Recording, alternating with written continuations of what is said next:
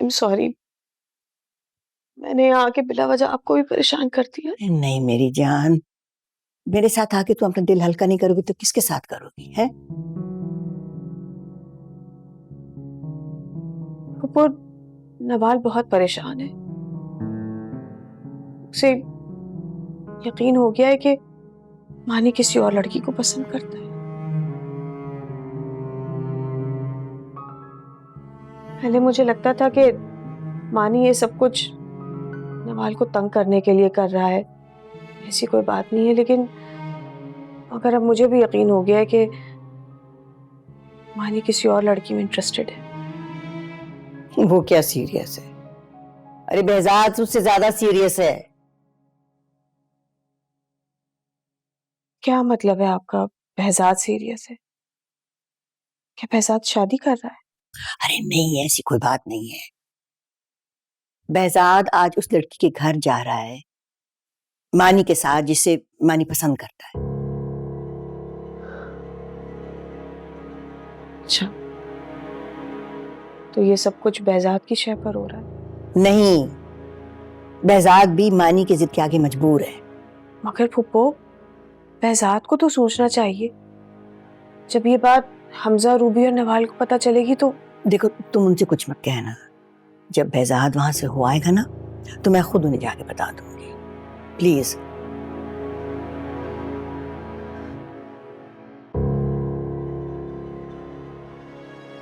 ये सब कुछ ठीक नहीं हो रहा है। तारीख अपने आप को एक बार फिर दोहरा रही है। मैं क्या करूं? मैंने बहुत कोशिश की है, लेकिन मैं मानी की जिद के आगे हार गई हूं जैसे।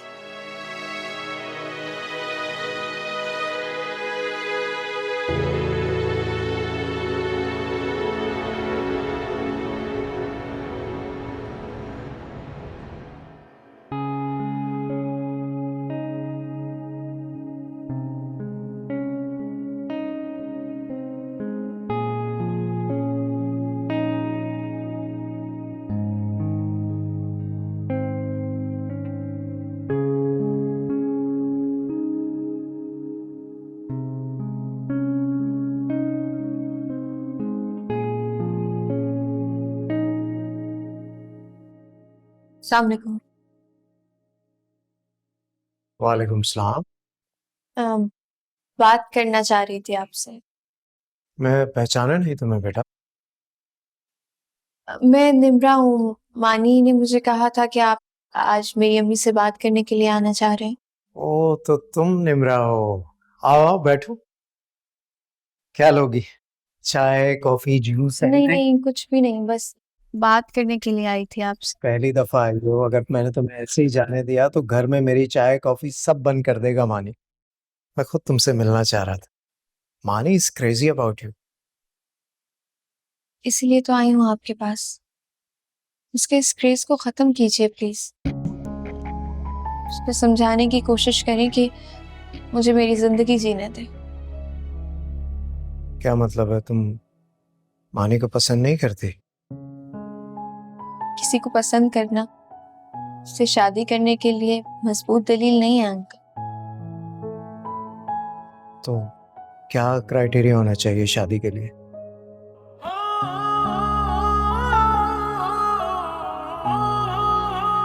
मैं अपनी फैमिली के अगेंस्ट नहीं जा सकती अंकल। तो तुम्हारी फैमिली से मिलकर बात कर सकते हैं, समझा सकते हैं उन्हें।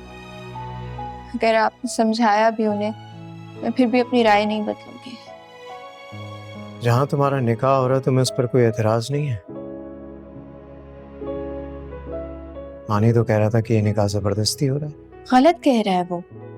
मेरी रजामंदी शामिल है उसमें। बस मैं आपसे इतनी रिक्वेस्ट करने आई थी कि आप मानी को समझाएं कि वो कोई भी स्टेप ना ले और मेरी फैमिली और मेरे लिए कोई प्रॉब्लम क्रिएट ना करे।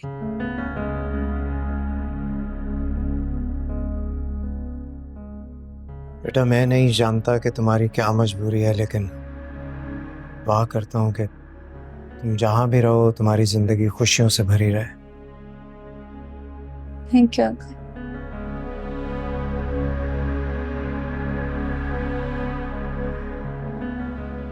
होप आप मानी को समझा देंगे।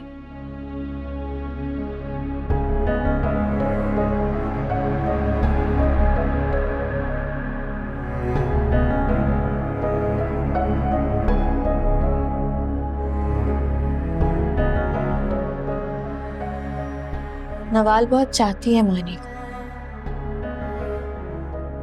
उसके बगैर जी नहीं सकेगी।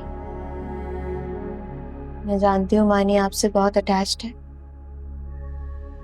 आप अगर समझाएंगे उसे तो मुझे लगता है वो नवाल के लिए इनकार नहीं करेगा।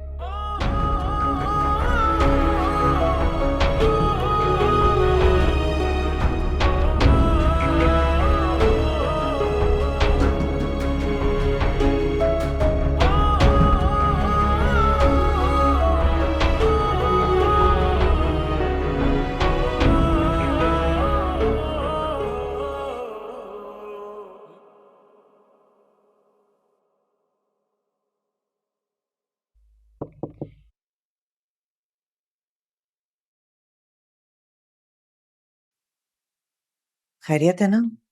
खाने पे भी वेट करते रहे? हाँ, बस बस यूं ही। तुम्हारी आसिम से बातचीत तो होती है ना? कोई झगड़ा है क्या? नहीं, ऐसी कोई बात नहीं है, बिजी होगा वो। तो फिर तुम इतनी परेशान क्यों रहती हो? आखिर बात क्या है? मानी ने कुछ कहा है?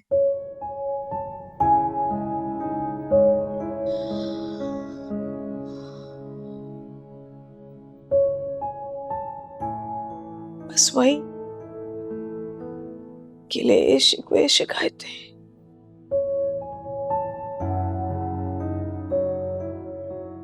आज बेहजाद से भी मुलाकात हुई थी। बड़ी अजीब सी बात है रूबी, मानी को मुझसे हर वक्त बहुत गिले शिकवे शिकायतें रहती हैं। बेहजाद बेहजाद को मुझसे एक भी शिकवा नहीं है। तुम चाहती हो वो तुमसे शिकवा करे?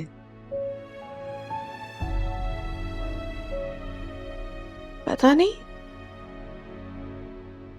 मगर उसके अंदाज में बहुत अजनबियत है।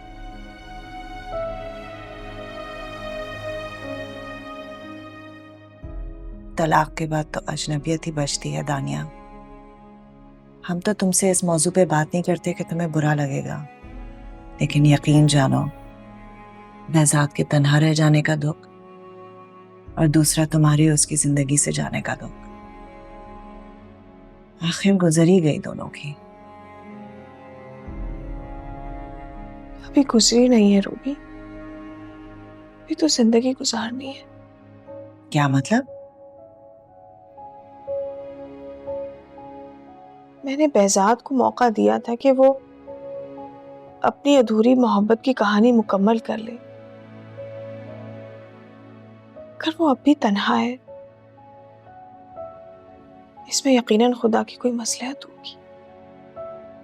तन्हा रहने में कैसी मसलियत? पता नहीं, ये तो खुदा ही जाने।